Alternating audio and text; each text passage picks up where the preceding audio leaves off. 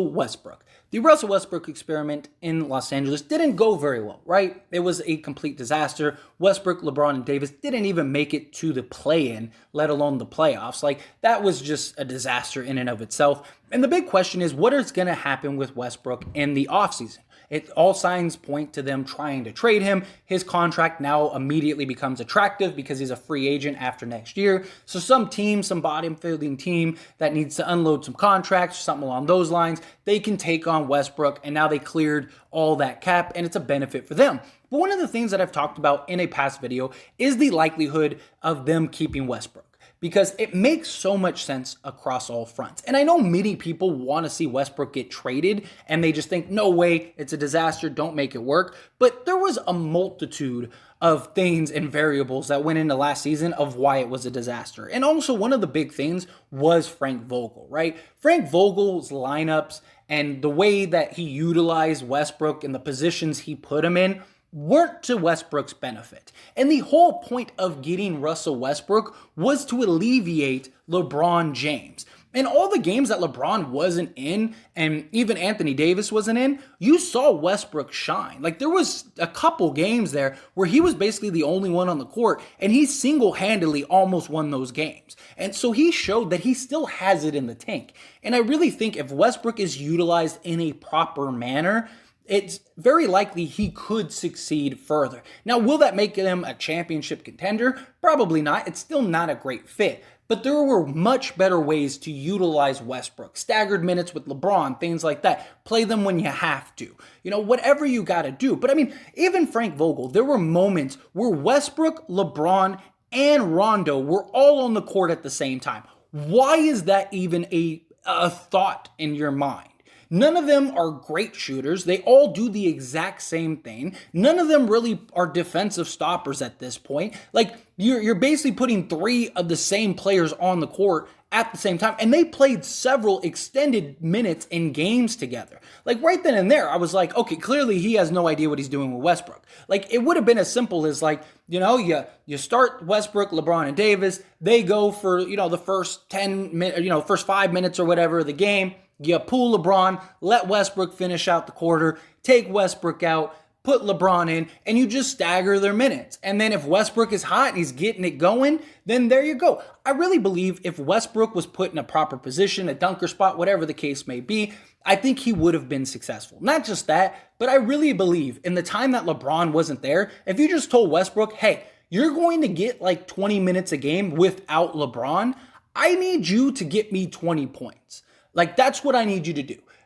and then I think that Westbrook would have done that. I really think Westbrook could have went and got his. He probably could have gotten some people involved. He could have kept you in the games and done all that. But when you're constantly playing LeBron and Westbrook the entire game and, having just brief moments of them being interchanged and not letting Westbrook be Westbrook. The whole point and the whole reason that they got Russell Westbrook was to allow Westbrook to be Westbrook, right? And so if that's really the case, they never did that, in my opinion. They never gave him the opportunity. And to further hit on the likelihood that Westbrook is going to stay, which I do think makes a ton of sense. You free up the cap space yourself. So now basically all you have is LeBron and Anthony Davis, and now you can go get another star. There are tons of great free agents, including Bradley Beal and stuff like that, that can come over in 2023 when his contract expires. Even guys like that aren't superstars, like Miles Turner, things like that, you could go and get and pay, $20 million a year and then go get another mid-tier guy. And now you have 4 or 5 guys that really can deliver for you. I mean, look at Dallas. They have one superstar and then the rest are just basically role players. But they've stepped up tremendously. Brunson, Dinwiddie have all done great. Finney, as well as, the role players themselves. Like, every night it is a new guy, right? And that is something that is very valuable. And we're seeing that more and more with Miami, with Boston. All these teams, they have minimal superstars, but they have a bunch of guys that any one of them could be that third option. And that was the whole point, Westbrook to be that third option. But as I was saying, to further extend the idea of Westbrook being a part of the Lakers next year, was reports are coming out that Westbrook is going to be on the Lakers, and that as they are interviewing the coaches, they are saying, hey, what would you do to utilize Westbrook if you were the coach on this team? Like, what is your idea? What is your vision? How would you go about it? And so many coaches are thinking that Westbrook is going to be on the Lakers. Now, obviously, that's an option. Now, I don't think that that's confirmation that Westbrook is going to be a Laker. The Lakers are obviously going to explore their possibilities. But it's very possible that teams are going to try to fleece the Lakers because they know, look, it's not working for you.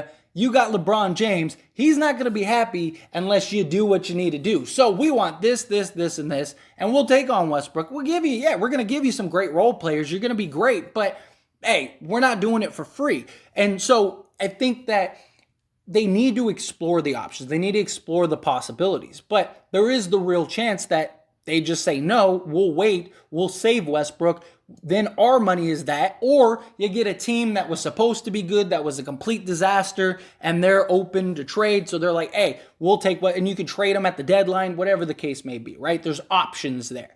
But one of those options is Westbrook being on the team. So it makes sense that the coaches would be asked that because it's a possibility. I don't think that's confirmation that Westbrook is going to stay with the Lakers, but I think it's a possibility that he could. And therefore, you need to know from your coach, if this is a real possibility, what are you going to do? Or is it going to be the same disaster? Are you going to be able to utilize him better? Because that was the issue.